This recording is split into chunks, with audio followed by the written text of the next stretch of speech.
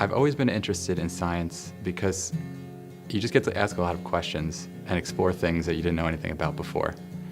And computer science was interesting to me because I guess as a child, I got to watch a lot of movies where there was always this cool hacker that did something, and I was always wondering how he did the things he did.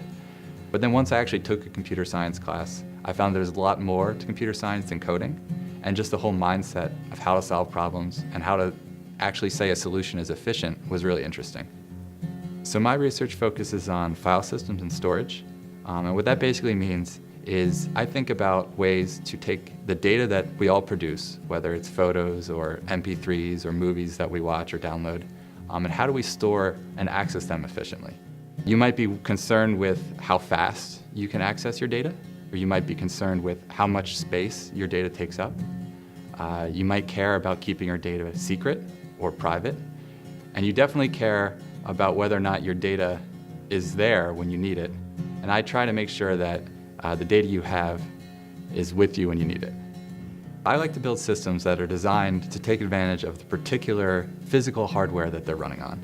So for example, if you're using a disk that spins, it might actually have mechanical parts that move, and that makes certain operations slow and other operations fast. Now we have SSDs, we store things on the network, and when you're using different components, there's different factors you have to design for. So I'm interested in how you design a storage system that takes into account the physical characteristics of the devices it runs on.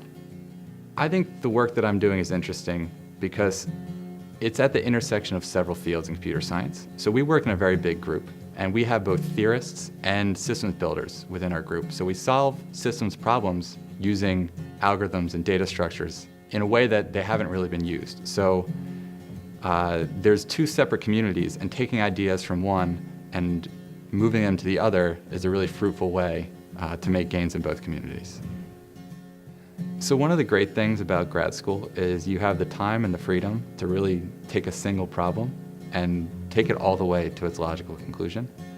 So I'll be taking some of the data structures that we focused on in our research and applying them in new situations and on new devices and in new contexts, and see if those can give us interesting results.